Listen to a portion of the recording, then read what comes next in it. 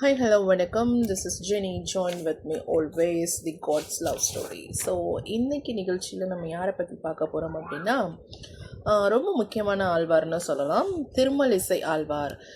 ஏன் இவரை பற்றி நம்ம குறிப்பிட்டு சொல்லணும் அப்படின்னா இவருடைய பிறப்பு பார்த்திங்க அப்படின்னாவே ரொம்ப அபூர்வமாக இருக்குது.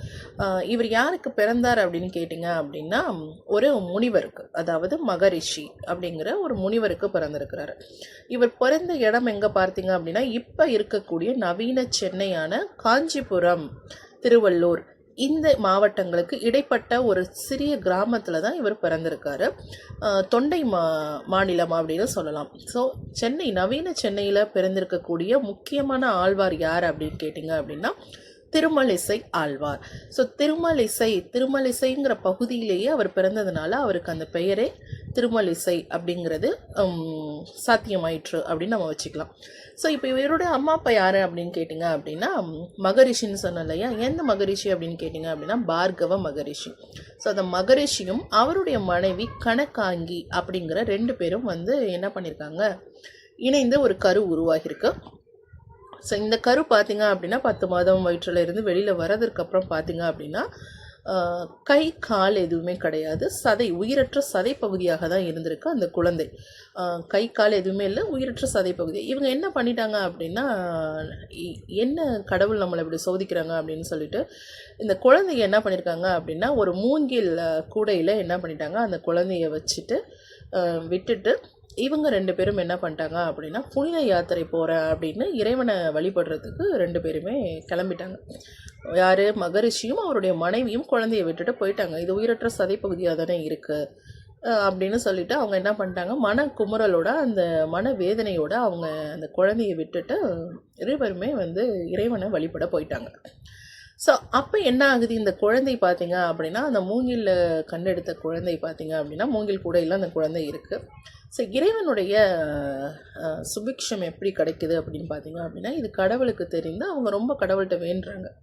நாங்கள் இப்படி ஒரு குழந்தை பெற்றோம், எங்களுக்கு இப்போ இந்த மாதிரி ஆயிடுச்சு, கை கால்கள் இல்லாமலும் சதையற்ற பகுதியாகவும் இருக்குது அப்படின்னு சொல்லிட்டு வேண்டும் போது இவங்களுக்கு தெரியாமல் இவங்க புனித பயணம் போயிட்டாங்க இல்லையா. அப்போ பார்த்திங்க அப்படின்னா இந்த பெருமாள் அவருடைய மனைவியோட அந்த குழந்தைய ஆசீர்வதிக்கிறார். ஸோ அந்த உயிரற்ற சதை பகுதியானது என்ன ஆகுது அப்படின்னு பார்த்திங்க அப்படின்னா கைகால்கள் முளைத்து ஒரு உயிருள்ள மனிதனாகவே அது நடமாட ஆரம்பிச்சிருச்சு. ஸோ அந்த மாதிரி குழந்தை யார் கையில் கிடைக்குது அப்படின்னு கேட்டிங்க அப்படின்னா இப்போ இவங்க பிறந்த இடம் பார்த்திங்க அப்படின்னா மகரிஷிங்கும் போது நம்ம தெரிஞ்சுக்கணும் அவங்க எந்த கம்யூனிட்டியில் இருந்திருப்பாங்க அப்படிங்கிறது. ஸோ அந்த பிராமணர் கம்யூனிட்டியில் இருந்து இந்த குழந்தை என்ன ஆகுது அப்படின்னு பார்த்திங்க அப்படின்னா கடந்து ஆதிவாசி பழங்குடியினர் இனத்துக்கு வருது. ஸோ இந்த பழங்குடி மக்களில் இருக்கக்கூடிய ஒரு ஃபேமிலி அப்படின்னு பார்த்திங்க, ஒரு குடும்ப உறுப்பினர் யாருன்னு கேட்டிங்க அப்படின்னா திருவாளன் அப்படிங்கிற ஒரு தம்பதியினரும் அவருடைய மனைவி பங்கஜவள்ளி, திருவாளன் பங்கஜவள்ளி, இந்த 2 தம்பதியும் என்ன பண்ணுறாங்க அப்படின்னா இந்த குழந்தைய மீட்டெடுத்துட்டு இது கடவுள் நமக்கு கொடுத்த பரிசு தான், நம்ம குழந்தையெல்லாம் நினச்சிட்டு இருந்தோம், இந்த குழந்தை நமக்கு வந்திருக்கு அப்படின்னு சொல்லி அந்த குழந்தைய இறைவனோட குழந்தைன்னு கருதி இவங்க வளர்க்க ஆரம்பிக்கிறாங்க. யார், பழங்குடியினர், ஆதிவாசியினர். ஸோ அந்த மக்கள் அந்த பையனை வளர்த்துட்டு இருக்காங்க. அந்த வளர்ந்த காலகட்டம் பார்த்தீங்க அப்படின்னா யார் அப்படின்னு கேட்டிங்க அப்படின்னா திருமலிசை ஆழ்வார். ஸோ அவருடைய கிராமம் பார்த்தீங்க அப்படின்னா பிரயாம்பத்து, இப்போ நவீன சென்னையில் இருக்கக்கூடிய ஒரு சிறிய கிராமம். ஸோ அந்த பழங்குடியினருடைய கம்யூனிட்டியில் வளர்ந்தவர் யார் அப்படின்னு கேட்டிங்க அப்படின்னா திருமலிசை ஆழ்வார். ஸோ இதுக்கப்புறம் இவருடைய பிறப்பு இப்படி ஆயிடுச்சு இல்லையா. ஸோ அதுக்கப்புறம் கை காலெலாம் கடவுள் கொடுத்து இந்த ஒரு பழங்குடி இனத்தில் அந்த பையனை வளர்க்கிறாரு இறைவன். ஸோ அவர் தான் ஆழ்வாராக, திருமலிசை ஆழ்வாராக மாறி வர்றார். இவருடைய பாசுரங்கள் பார்த்திங்க அப்படின்னா நான்முகன் அப்படிங்கிற தொகுப்பில் எழுதியிருக்காரு. அடுத்து பார்த்திங்க அப்படின்னா திருவாய்மொழி மாதிரி இவரும் நான்முகன், அடுத்த ஒரு பார்த்திங்க அப்படின்னா திருவந்தாதி, இந்த 2 பகுதியிலையுமே அவர் எழுதியிருக்காரு. ஸோ நான்முகன், திருவந்தாதி 2 தொகுப்பையும் சேர்த்து இவர் 96 பாடல்கள், பாசுரங்கள் இறைவனுக்காக எழுதியிருக்காரு. இவரும் இறைவனை கூப்பிட்ற விதம் பார்த்திங்க அப்படின்னா நான்முகனே, மணிவண்ணா, செங்கடல் கண்ணா அப்படிங்கிற மாதிரி தன்னுடைய பாசுரங்களில் பாடல்களை இறைவனை ரொம்ப